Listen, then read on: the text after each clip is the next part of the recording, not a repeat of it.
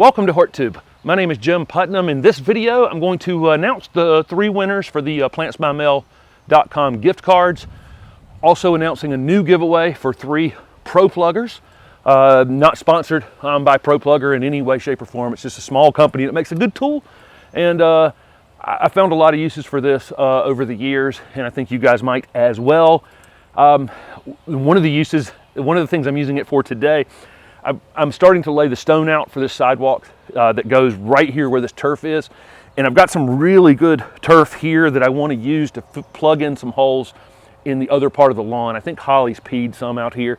And so I can just take a plug from the turf here and plug it right in to one of those bare spots where the camera's sitting right now. Works absolutely fantastic. Great for planting bulbs, annuals, all kinds of uses I have found for this tool over the years. Especially, I mean, for me, I'm strong enough to get out here with a shovel and dig pretty easily, but this tool would help someone who needs a little bit of extra help, digging holes in the garden. Anyway, I'll announce the way to win the 3 Pro Pluggers at the end of the video and the 3 winners for the plantsbymail.com gift cards that I announced last week. I'm going to do a quick walk around. It's raining. It's only 40-some degrees out here in the middle of May, which is absolutely crazy. I'm going to walk around, just show you some things that look interesting in the landscape today. I mentioned last week there's a pecan tree at the end of the road. Somebody wanted to see it. It's quite large. I'm sure a squirrel planted that one 30 years ago, and it's quite large. You can see all the racemes down here on the ground where it's just flowered. And they're dropping to the ground just like the oaks do. But it's a pretty good sized tree. The squirrels, again, they're spreading it all over the place. Underneath that, there's a mulberry, which is one of the biggest noxious weeds in the city of Raleigh. They're tasty. Mulberries are pretty tasty, but it is a terrible noxious weed. This tree is probably 25 feet tall. I actually need to limb this up just because when I'm backing vehicles in and that kind of thing, it scrapes the top of the roof. So, but that is a mulberry in all its glory, and it's full of fruit right now. But anytime I mention how bad of a noxious weed this is, I always get comments about, oh my God, it's mulberry, you gotta love mulberries, mulberry jam, mulberry gravy, mulberry pasta, mulberry bread. No, this is a horrible noxious weed that comes up in the cracks in the ground in my neighborhood. So I loathe it. So there's my mulberry rant. Swinging back around this way, yesterday I found this Kellogg Organics is available at my Home Depot here. I don't know if it is in your area. If you go look in this bag, I mentioned pine bark soil conditioner a lot. That's what this bag is made of. It looks like mostly pine bark soil conditioner and some compost blended into it. If you can find that product. I did get one weird bag that was mostly looked like hardwood mulch that had just rotted or something. But so again, if this product's available in your Home Depot and you can feel the edge of it and feel that it's kind of loose, that's pine bark soil conditioner in that bag. If you're looking for it, it's what I use to plant lots of these annuals. This is the annual bed that I put in yesterday. As these come on, I'll go over all of the varieties. I've got some of that melon podium on the corner right here that bloomed so beautifully last year, that yellow melon podium, and some red coleus that was just gigantic out here. I got to spread this out a little more. I didn't plant this quite, I don't know what I was thinking as I got to that little corner right there, but I put those a little too close together. Okay, the sidewalk, I'm about to lay out the stones, and that was my goal for this morning, but it's raining and it's windy, and I actually want to lay these stones out for this path with the drone over top so you guys can see my process laying out the stones. I dug the ones in out here at the street, and not these 3 right here obviously, but those down here I've dug in already. I did film it. I'll show you when I get to that point. And I think this is going to look great, and that little sidewalk's going all the way to the front door there. I have not ripped these pansies out. They just absolutely look perfect, and so I'll kind of live with these here for a couple more weeks. They look great. Sweet Viburnum behind it is about to open up, so this is going to be super fragrant here in the next week or so. Lots of containers got planted this past week.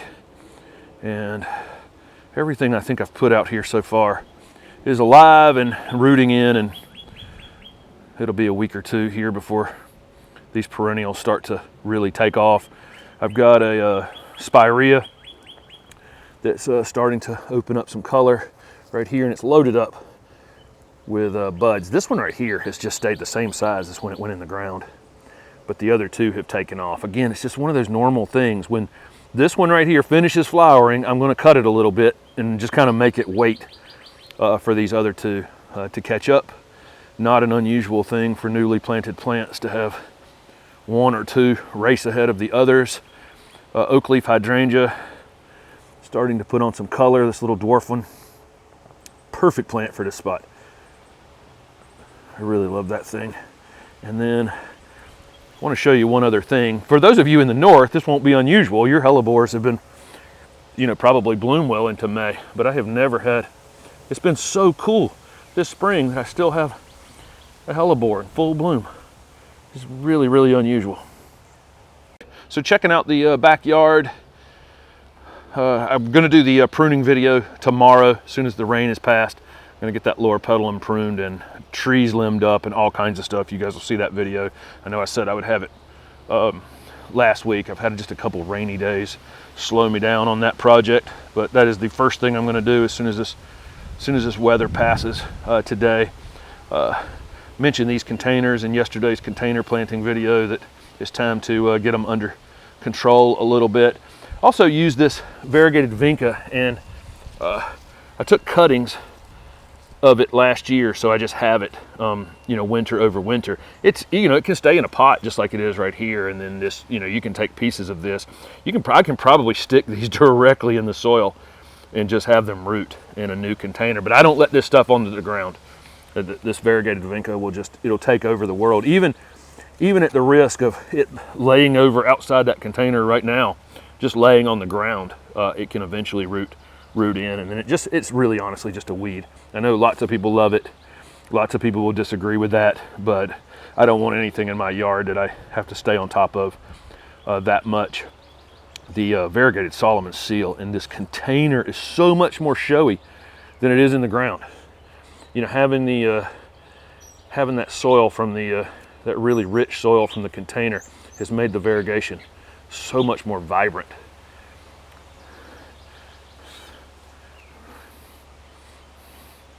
They look great. Okay, the davidii Viburnum, I showed it blooming a week or two ago. Now it's got all that new growth on it. Perfect little plant for that spot. I've got to go through here and pinch off all these annuals that I had planted. All these Angelonia would be better off if I, here's an example. One little single stalk like this. I'm going to take this flower right off the top and get these to branch and fill in.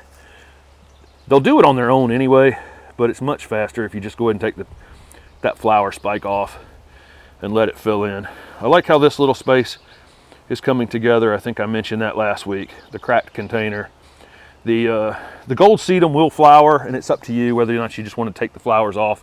I think it's pretty attractive.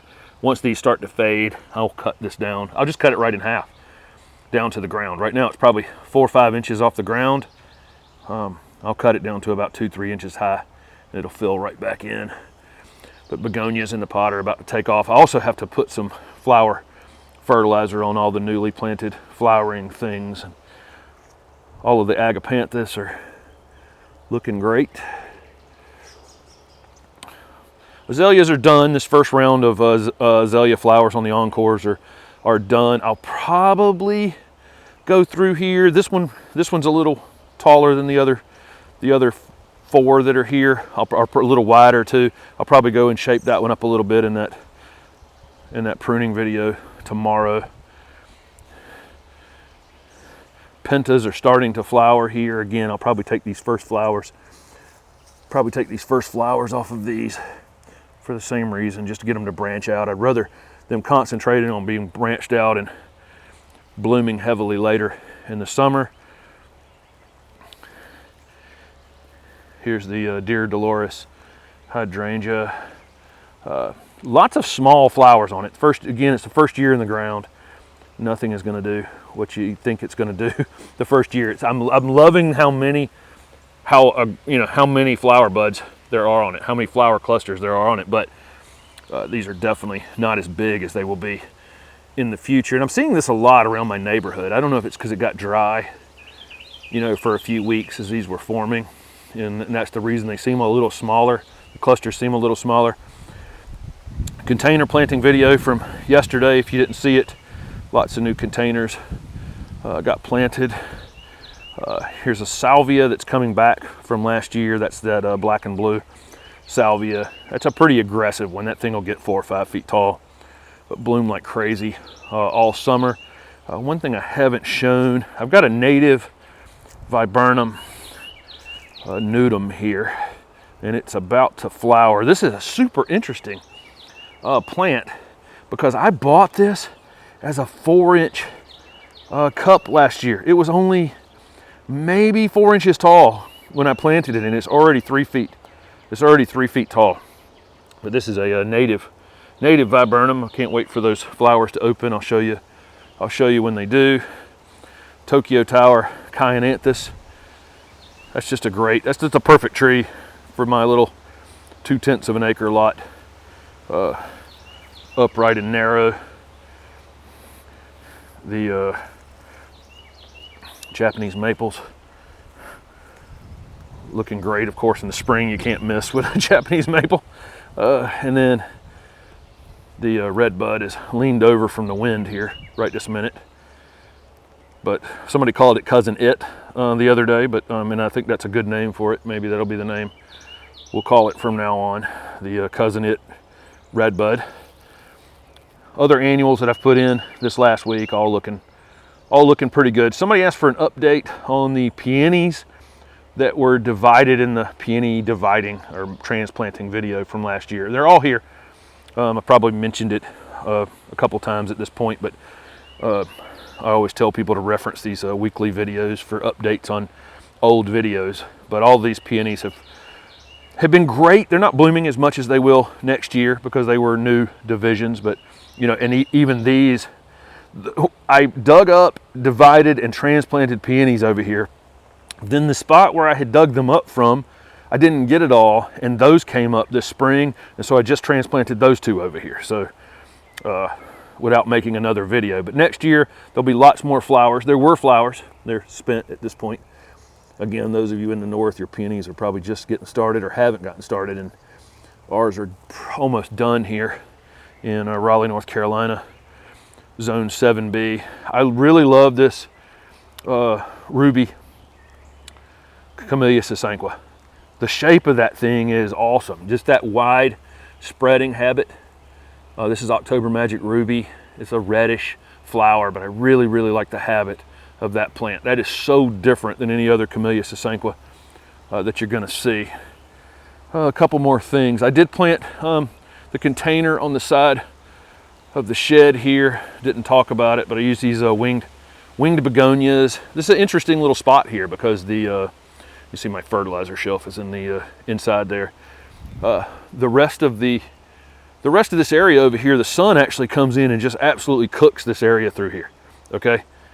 But this is under this overhang a little bit, and it's totally and completely shady. So there's a coleus, Vinca vine, and put some winged begonias in there. I think they'll do well. This is the grape vine that I planted on the corner last year. It's taken over the world. I got to get it staked up here on the corner, and I actually already have the parts and pieces because I'm going to run this vine across the front of the building right there. But it is already forming grapes. You can see right there, I believe. Lots of grapes coming, and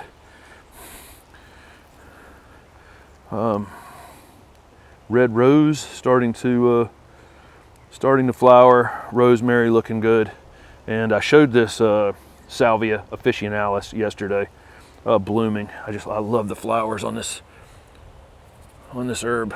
So again, here are the winners for the $75 gift cards from plantsbymail.com and how to enter the drawing for the Pro Plugger giveaway. So the 3 winners for the plantsbymail.com $75 gift card giveaway is on YouTube, there were two winners. That's Santa Hampton and Kristen Brown. And then over on Instagram, the winner is JBlev 1.0. Instagram names are not names normally, but you can contact me at the HortTube@gmail.com email address. Let me know that I called your name out here, and I'll get you the codes for those gift cards. I already have them, so just as soon as you get up with me, I can give those to you. To enter the giveaway for the three pro pluggers, again, make a comment below today's video, and I'll pick two winners from that.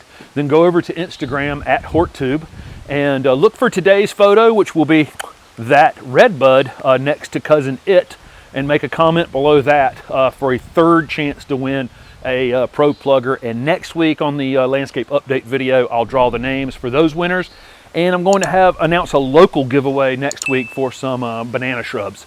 Thanks for watching.